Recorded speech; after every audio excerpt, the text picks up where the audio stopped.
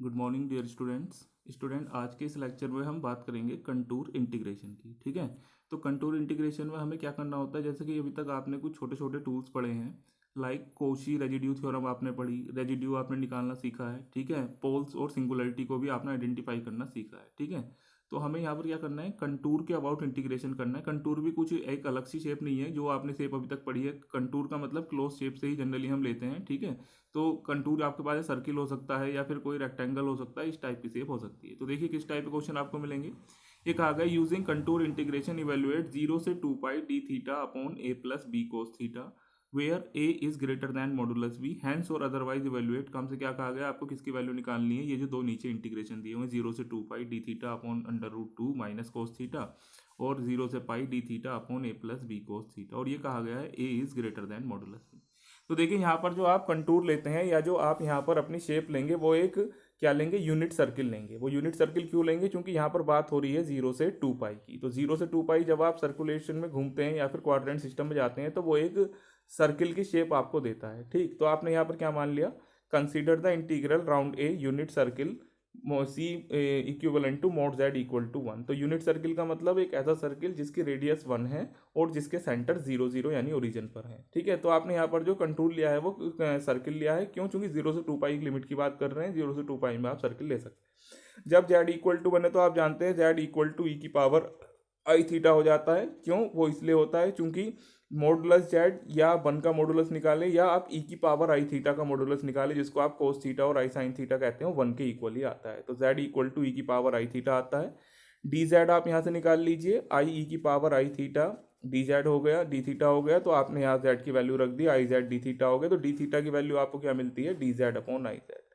ये सारा काम आप क्यों कर रहे हैं, क्योंकि आपको डी थीटा की वैल्यू चाहिए थी, वो आपने निकाल लिया। अब कोस थीटा आपको चाहिए, वो आप निकाल लें। तो कोस थीटा का फॉर्मूला जानते हैं, बहुत बार आपको बताया गया है, 1/2 ई की पावर आई थीटा प्लस ई की पावर माइनस आई थीटा होता है। ठीक है, अब ई की पावर आई थीटा हमारे पास जेड है, तो ई की पावर माइनस आई थीटा 1 अपॉन जेड हो जाएगा। ये क्वाइट क्लियर सबको होता है। ठीक, आपके पास कोस थीटा की वैल्यू, आपके पास डी थीटा की वैल्यू आपने अभी अभी निकाल ली है। तो डी थीटा की वैल्यू आप रखें, कोस थीटा की वैल्यू आप इसमें रखते हैं, तो हमारे पास ये इंटीग्रेशन बन जाता है। अब यहाँ पर आपने लिमिट को हटा दिया है, क्योंकि अब आप क्लोज कंटूर के अबाउट इंटीग्रेशन ले रहे हैं, तो यानी सर्कुलेशन पाथ आपने यहाँ पर यूज़ किया। डी थीटा की ये वैल्यू रखी और कोस थीटा की वैल्यू को आपने ये रखा। ठीक है, नीचे आपने क्या करा, 2 को एलसीएम लिया, ऊपर ले गए, तो ये कितना बन गया आपके पास, b z square 2a/z/b d z upon i z. ठीक है, अब आपने क्या करा, यहाँ पर थोड़ा सा और काम करते हैं, जेड से जेड को कैंसिल कर लेते हैं, और ये जो हमारे पास 2 था इसको आपने बाहर ले लिया। ये जो हमारे पास इक्वेशन आ रही है ये एक क्वाड्रेटिक इक्वेशन है जेड के अंदर। तो क्वाड्रेटिक इक्वेशन जब आप बनाते हैं तो कोशिश करते हैं कि जो सबसे बड़ी डिग्री वाला टर्म है या पावर वाला टर्म है उसके कोफिशिएंट को आप 1 के इक्वल लेते हैं। तो इसलिए आपने क्या करा, बी से पूरे ये जो डिनोमिनेटर उसको डिवाइड कर दिया, तो आपके पास ये इक्वेशन बन गई, जो कि क्या है, ये क्वाड्रेटिक इक्वेशन है। बी को आपने बाहर ले लिया। ठीक, आइए अब इसके रूट्स हम निकालते हैं। हमने इसके रूट्स को थोड़ी देर के लिए जेड माइनस अल्फा और जेड माइनस बीटा यानी सिंगुलरिटी की फॉर्म में लिख लिया। जब आप इसका सोल्यूशन करते हैं तो इधर आप देख सकते हैं श्रीधराचार्य मेथड आपने लगाया। तो श्रीधराचार्य मेथड क्या है, माइनस बी की वैल्यू हमारे पास ये रही, और plus minus under root B square minus 4ac upon 2a, ये आपके पास हो गया। ये सारी वैल्यू आपने लगाई, बी स्क्वायर को आपने एलसीएम लिया, 4a square minus 4b square upon T, 2 आ गया हमारे पास। तो ये लिया आपने माइनस 2a अपॉन बी, 2 को बाहर लिया, 4 को बाहर लेंगे तो 2 बाहर आएगा, a square minus B square, ये अंडर रूट बी से क्या, बी स्क्वायर से b आ गया। इस 2 से आप क्या करेंगे, इन दोनों 2 को कैंसिल करेंगे तो z की वैल्यू ये आई। अब जो आपने अल्फा लिया है उसको आप क्या लेंगे, पॉजिटिव साइन वाला, और बीटा जो लिया है वो आपने निगेटिव साइन वाला लिया है। तो इतना बड़ा रूट लिखने के प्लेस पर आपने ये बोल दिया कि आपके रूट क्या आ गए हैं, जेड माइनस अल्फा और जेड माइनस बीटा, जहाँ अल्फा की वैल्यू क्या है, इसी रूट की वैल्यू प्लस के साथ, और बीटा की वैल्यू क्या है, इसी रूट की वैल्यू माइनस के साथ। तो ये जो जेड माइनस अल्फा और जेड माइनस बीटा आपने लिए हुए हैं, ये क्या है, एक तरीके से ये आपको बता रहे हैं कि ये आपके पोल्स हैं, ये जो आपने अभी भी सिंगुलरिटी निकाली।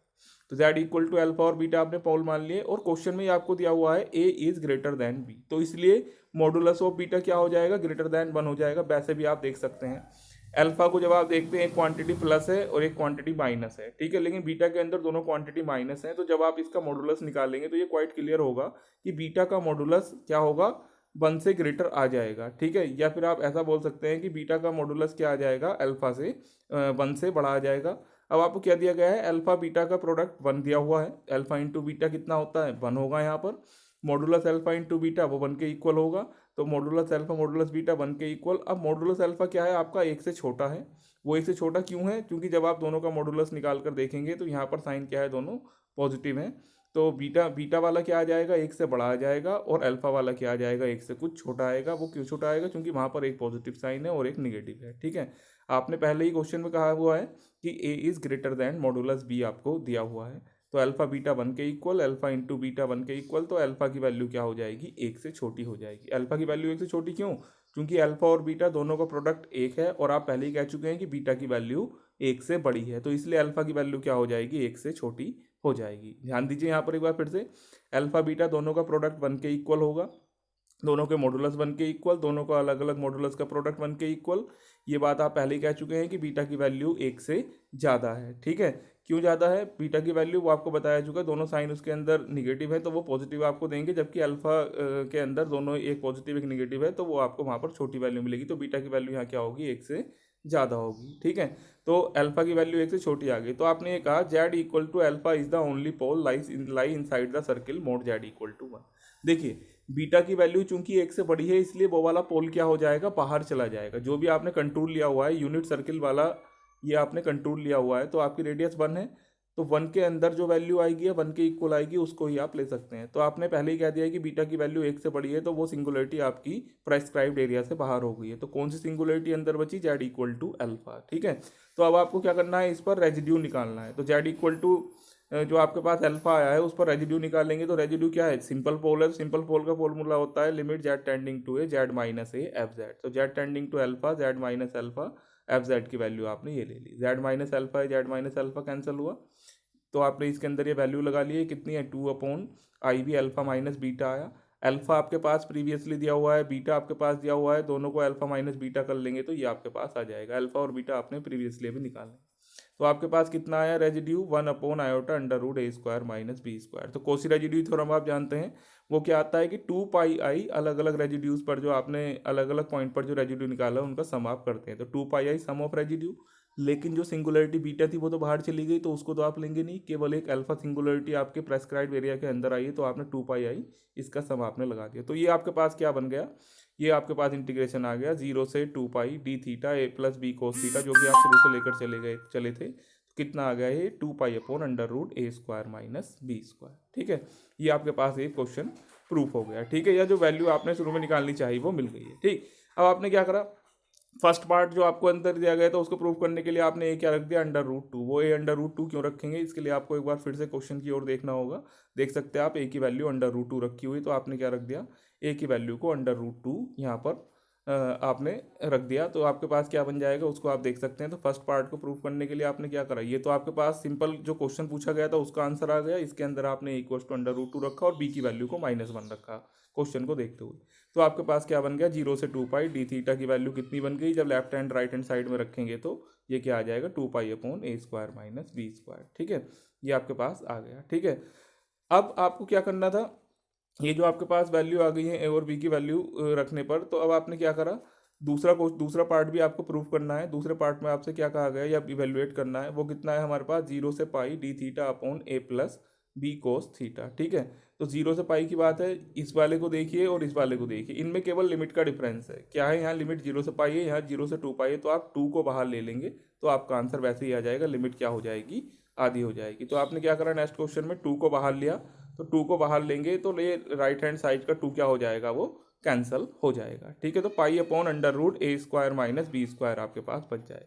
यहाँ पर मैं थोड़ा सा हल्का सा एक करेक्शन करना चाहूँगा, जब आप ए की वैल्यू रखेंगे तो ए की वैल्यू आपने चूंकि √2 रखी है, तो ये हो जाएगा 2π/√, के अंदर √2 का स्क्वायर और -1 का स्क्वायर। तो राइट हैंड साइड को थोड़ा सा आप इसको बनाकर लिख लें कि फर्स्ट पार्ट को प्रूफ करने के लिए आपने क्या करना है, ए की वैल्यु √2 रखनी है और बी की वैल्यू -1 किसके अंदर, इसके अंदर। तो राइट हैंड साइड में भी आप रख लेंगे, थोड़ा सा इसके अंदर चेंज कर लेंगे, तो कितनी आ जाएगी ये, इसको हटा देंगे यहाँ से, 2π/√, ए की वैल्यू √2 का स्क्वायर -1 का स्क्वायर। ठीक है, तो फर्स्ट पार्ट आपका प्रूफ हो जाएगा। दूसरे पार्ट को जब आप देख रहे हैं तो खाली लिमिट का डिफरेंस है, दोनों बातें सेम है। तो लिमिट को 0 से 2π से 0 से पाई करना है, तो आप क्या ले लेंगे, 2 को बाहर ले लेंगे। 2 को जब यहाँ बाहर लेंगे तो राइट हैंड साइड वाला 2 कैंसिल हो जाएगा, तो π/√a² v² आपका आंसर इजीली आ जाएगा। ठीक है, तो ये हमारे पास ये कंटूर इंटीग्रेशन था। कंटूर इंटीग्रेशन में आपको क्या करना है, सिंपल एक यूनिट सर्किल ले लेना है और यूनिट सर्किल के अबाउट इंटीग्रेशन करके देखना है। ये बात ध्यान रखनी है यहाँ पर कि अल्फा बीटा अगर 1 के इक्वल है, यही बात ध्यान देने वाली है थोड़ी सी। क्वेश्चन में आपसे पहले ही बोल दिया गया है कि ए की वैल्यू क्या है, मॉडुलस बी से क्या है, बड़ी है। तो आपने अल्फा बीटा को जब 1 के इक्वल लेंगे, यहाँ आप देख रहे हैं इसके अंदर जब आप दोनों का मॉडुलस निकालेंगे इन दो वैल्यूज़ के लिए, तो आप देख रहे हैं ये माइनस ये प्लस, ये दोनों माइनस, तो ये वाली बीटा की वैल्यू वैसे ही बड़ी आएगी। तो आप चूंकि 1 को लेकर चल रहे हैं तो ये वैल्यू 1 से बड़ी होगी, तो अल्फा क्या हो जाएगी आपकी 1 से छोटी हो जाएगी। जब दो वैल्यू का प्रोडक्ट 1 के इक्वल है और उनमें से एक वैल्यू ऑलरेडी 1 से बड़ी आप कह रहे हैं, तो यानी दूसरी वैल्यू 1 से छोटी आपके पास हो गई है। तो एक ही सिंगुलरिटी आपके प्रेस्क्राइब्ड एरिया में आएगी, वो आएगी अल्फा। उसके लिए आपने रेजिड्यू निकाला और फिर बाद में थ्योरम को लगा लिया है। ठीक है, तो कल और भी इसका एक और क्वेश्चन ऐसा ही लेंगे, तो आप जब तक इसको देखिए और इसको अच्छे से करने की कोशिश कीजिए। जो भी प्रॉब्लम इससे संबंधित होगी वो व्हाट्सएप पर आप पूछ सकते हैं। Thank you.